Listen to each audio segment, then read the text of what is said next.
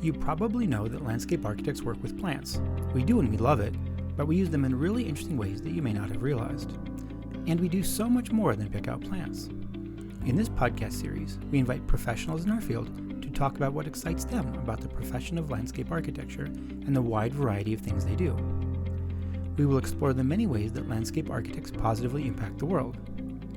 Landscape architecture is a diverse practice that shapes the way we experience and move through our cities and communities, guides our responses to climate and environmental changes, brings forward our public histories, and so much more.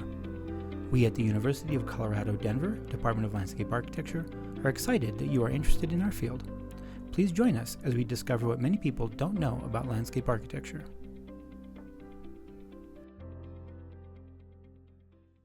We are joined today by Meredith Wenskoski, founder of Livable Cities Studio and teacher of the Urban Design in the Environment course here at the University of Colorado, Denver, in the College of Architecture and Planning. With 20 years of experience, Meredith has a passion for designing spaces that emphasize connection and the human experience. Her human-centered design work creates long-term benefits for people and places. Hi, Meredith. Welcome to the podcast. We're so glad to have you here. Is there a public space that inspired you to pursue landscape architecture, or is there a public space that continues to inspire you now? Yeah, that's an interesting question because I've really always been fascinated by how public spaces mostly respond to kind of the cultural, the social, and environmental needs of the communities, especially in underserved or diverse neighborhoods. Just kind of the way the design can reflect the values and really the daily life of a place is what drew me to landscape architecture. And so I don't have a necessarily specific public space in mind, but travel has really been a huge source of inspiration for me. Being drawn to the vibrant, people-filled spaces where, life just kind of naturally spills into them. And they feel alive and connected to their context. And so a few do stand out over time in my travels. Many years ago, I went to Thailand, and so the streets of Bangkok really stand out for their energy and kind of sensory richness, the daily life that just spills into the streets. European plazas and shared streets, especially in places like Barcelona, have always fascinated and inspired me. They're so elegant, yet they're so simple, have really high quality materials, and how people coexist with cars and bikes. And the designs invite people to linger, and people of all ages, especially. And the last one that comes to mind is actually Copenhagen and the waterfront spaces there. They're just beautifully scaled, they're thoughtfully designed, but they have elements of play in them, kind of unexpected play. You can find, trampolines that are kind of built into the public realm, slides, and it really creates kind of a vibrancy to everyday life. So as I really think about this question, my inspiration is drawn from obviously a lot of international models, but bits and pieces over time, and really how the public realm kind of creates that vibrancy and creates kind of spaces and places and activation for people of all ages and walks of life. Absolutely. Well, what is the most interesting public space that you've had the chance to design? Yeah, on this one, I kind of bring actually back to Denver. This is a project that actually has not been built yet. It was just a concept we did. But one of the most interesting spaces is Bannock Street here in Denver, right in front of the city and county building. So right between 14th and Colfax.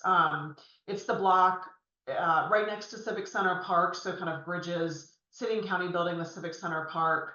And it has such a rich history. It was originally a roadway, but it was closed to cars a number of years ago.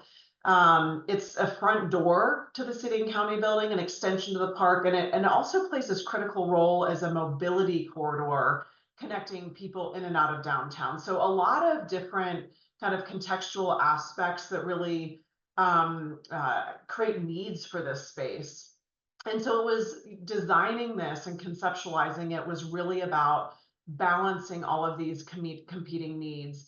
It has to be vibrant and welcoming for the everyday, but also flexible enough to host some of Denver's largest outdoor events, from concerts to festivals to also the beginning and ends of parades. The technical challenges in this were also very significant that we had to really dig into during the conceptual design phase. So access for emergency vehicles and safety requirements for the city and county building, utilities, and then obviously kind of the historic nature of the park and the beautiful tree canopy. A lot of stakeholders involved in this, and so it's really finding consensus through a project like this and addressing the technical needs, creating a really captivating vision, and making sure that we're building that consensus along the way is what makes it such an interesting project. And so even though it's still a concept today, I do hope that the city will find money in the future to build it, because it's really, really has the potential to be a signature civic space for the city of Denver. What does it feel like to walk into a space that you designed and see people enjoying it?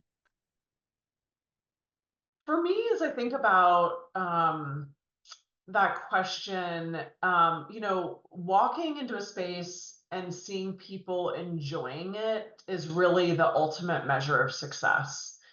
A space where people are enjoying, but it's also active and vibrant with people, is critical. So while beautiful renderings or pretty photos of design are nice, they never capture the real magic of a place until you see it, people in the space and enjoying it. So, and that includes people of all ages, abilities, and backgrounds. And not only using it in the ways we necessarily envision, but maybe in unexpected ways, but seeing it really function for daily life. And so, it's really deeply gratifying to know that all the research, the conversations, and the listening we do as part of a process starts to translate into a space that feels welcoming, useful, and very meaningful to people in a community. Yeah, and how do you involve the community into the design process, and why do you do that? Yeah, I'm glad you asked that, because it really is so foundational to our work. It's really at the heart of everything we do. It's kind of the why behind our work, right? We do it for the people in the communities. We focus on really, I always say, like, listening to people is the core of it, right? At the beginning of any process, really understanding their needs, their aspirations, how they currently use a space, as well as how they would like to experience it in the future, right? So that really kind of serves as the foundation to our work. Then we check in throughout a process, right? As we are developing options, design options, we share them with the community. We gather feedback. What do people like? What do people not like? To really get to kind of a preferred. It's always this iterative feedback loop of checking in, sharing out what we heard, making sure that the design is addressing the needs and what we heard before we move forward. And so I would just kind of say, in general, the input directly shapes our design work. And we see ourselves, and I see myself more as a facilitator of these community-driven outcomes, and rather than being an expert at imposing some top-down vision, right? It's not mine. We kind of facilitate that vision through the process and their input. Through this, we have to be adaptable. We have to be open to feedback. We have to be ready to refine our ideas based on what we hear. But at the end, it's, we really look for kind of that, a design that genuinely reflects the communities it serves and what the people said. You own an interdisciplinary firm. Can you tell us a little more about that? Yeah, this actually is linked to a lot of the work we do with community engagement and kind of our approach to design, because I started Livable Cities in Denver here almost 10 years ago after working for several large and very successful firms in town.